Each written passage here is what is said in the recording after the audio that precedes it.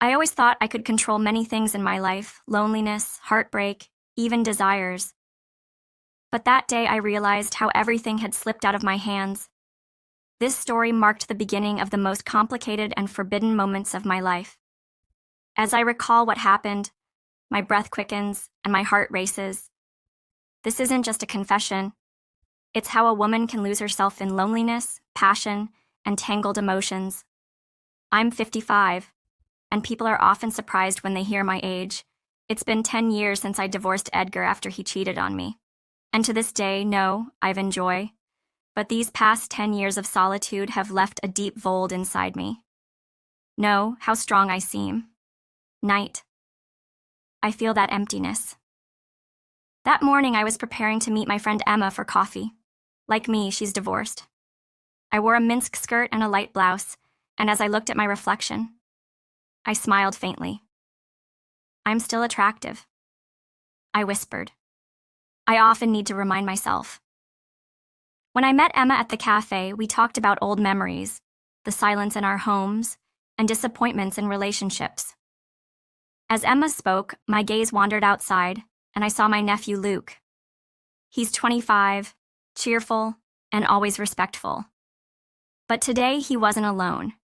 Standing next to him was someone who immediately caught my eye: tall, broad-shouldered, and impossible to ignore. Later, I learned his name was Ryan. At 27, he wasn't just good-looking. He had a presence that left an impression. When his eyes met mine, I felt my heart race. I couldn't admit it, but something inside me stirred. Luke came over to say hello.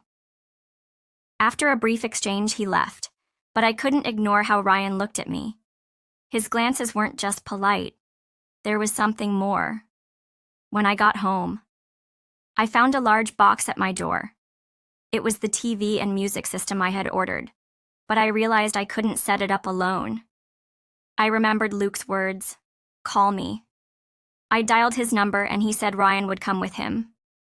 A strange excitement surged inside me. I couldn't lie. I wanted to see Ryan again. When the doorbell rang, my heart raced. Luke entered casually, but when Ryan stepped in, his eyes locked onto mine. There was an unexplainable tension. Those deep brown eyes held me captive. At that moment, I had no idea how this day would spiral. But now I know it all started with those eyes. As Luke and Ryan set up the TV, I stood back and watched. Luke was energetic, carefree, while Ryan was focused and precise. But every time our eyes met, I felt a tension I couldn't ignore.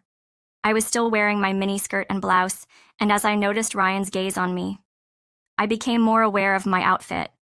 Maybe that awareness sparked an excitement I tried to suppress. At eye point, Ryan handed me a cable and accidentally brushed my hand. We both pulled back instinctively, but for a moment it felt like a spark ignited. Ryan smiled faintly, apologizing, but his calm voice stirred something inside me as the setup continued.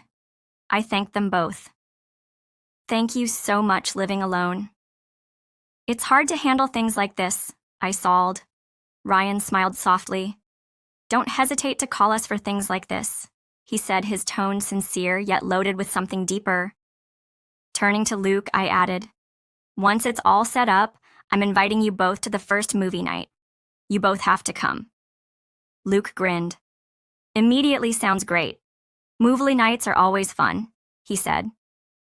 Ryan simply nodded and smiled, but his were focused entirely on me. "I'll make you some coffee so you can take a break," I said. Heading to the kitchen as I started the coffee machine, I heard footsteps behind me. Turning around, I saw Ryan standing in the doorway, arms loosely crossed. Though he hadn't fully stepped in, his presence filled the kitchen. His gaze lingered on me for a moment, on the hem of my skirt, the soft fabric of my blouse skimming my shoulders before meeting my eyes again. The weight of his glance was impossible. "Ig, I think," his voice calm but warm. I couldn't help but notice how striking he was: broad shoulders, muscular arms, and quiet confidence. His mere presence stirred something inside me, smiling slightly. I said, "No need to thank me if anything. I've made more work for you." by choosing such a massive TV.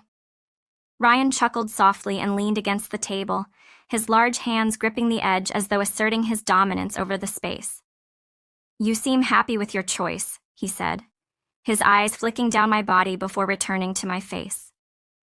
I adjusted my hair and replied, "Yes, when you live alone, small pleasures like this become more important." I could feel him watching me intently, his gaze moving over me like a silent compliment. It was both unsettling and thrilling. Ryan's voice dropped slightly, becoming almost intimate. Loneliness isn't always a bad thing, but sometimes, when you have someone to share it with, everything feels more meaningful. The way he said it made me realize he wasn't just sharing a thought, he was hinting at something much deeper. My eyes drifted involent to his broad frame, his slightly muscular. For a moment, I didn't know what to say, gripping the coffee mugs tightly. I tried to collect myself. "I suppose you're right," I said, but the slight tremor in my voice betrayed me. Ryan straightened up from the table and took a step closer. Now he was so close I could feel the warmth of his breath. Looking straight into my eyes, he sawed. "If you ever wanted to test out this system, invite Luke and me over."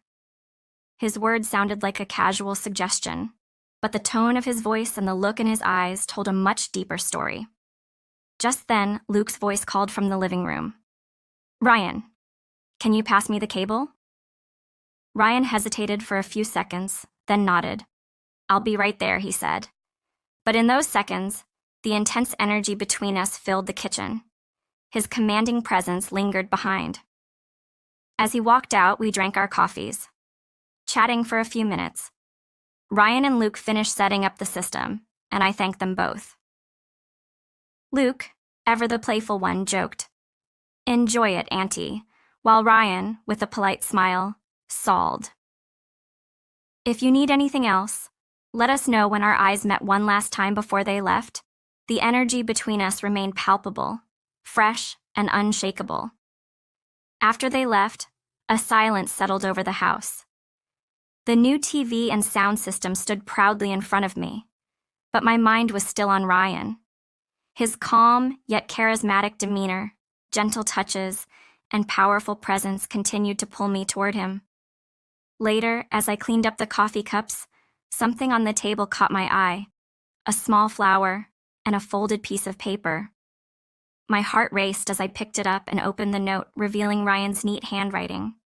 "If you ever need anything, you can call me." His phone number was written just below. This small but meaningful gesture set my heart racing. This man truly knew how to surprise me. That evening, I found myself sitting in front of the new TV, my phone in hand, staring at Ryan's number. Should I text him or just ignore it? The emotions inside me were spinning, threatening to override my logic. I couldn't resist any longer. My fingers moved over the screen and I sent a short message. "Ryan, thank you for the flower you left today. That was very thoughtful of you. If you're free, would you like to join me for coffee or wine while we test out the system?" The moment I hit send, my heart pounded so hard it felt like it might leap out of my chest. It didn't take long for a response. My phone buzzed and his reply lit up the screen. "That's a wonderful idea. Mia, I'm bringing a bottle of wine over." When Ryan appeared at my door with a bottle of red wine in hand, his confidence once again left me speechless. The way he paid attention to the little details, his thoughtful nature, it all made him stand out. "A good wine is essential for a proper system test," he sawed, with a faint smile. Ryan raised his glass with a slight smile and said, "Only for special people." The depth in his eyes took my breath away. This man wasn't just kind.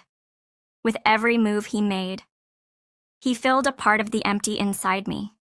We turned on the television and began testing the music system. But the energy between us was so intense that neither of us was really paying attention to the music or the screen. Our conversations grew deeper, and as Ryan leaned slightly closer to me, the space between us seemed to shrink. Our body language, the eye contact, everything was becoming more charged. "Mia," Ryan said, his voice soft yet resolute, I didn't come here tonight just to try the wine. I want to get to know you better.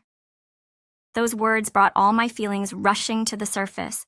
I couldn't tear my eyes away from his, and that moment made it clear that the connection between us was shifting into something entirely different. What we chose to do with this growing tension was completely up us. When I felt the intensity of Ryan's gaze, something inside me stirred. I slowly set my wine glass down on the coffee table and stood up. My hand reached for the straps of my dress, and I could hear his breath quicken. I took a step toward him and smiled softly.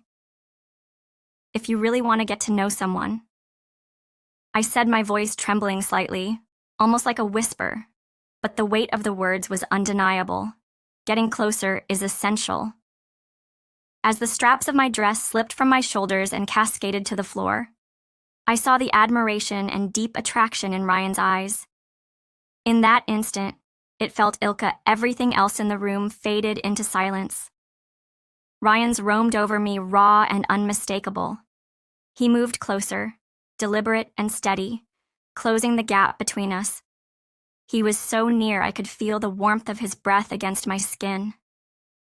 "Mia," he said, his voice in deep. "The fact that a woman like you is this strong and makes you even more mesmerizing." My heart raced, but I remained calm. Tilting my head slightly, I locked eyes with him. "Ryan," I stalled my voice. "Steady being.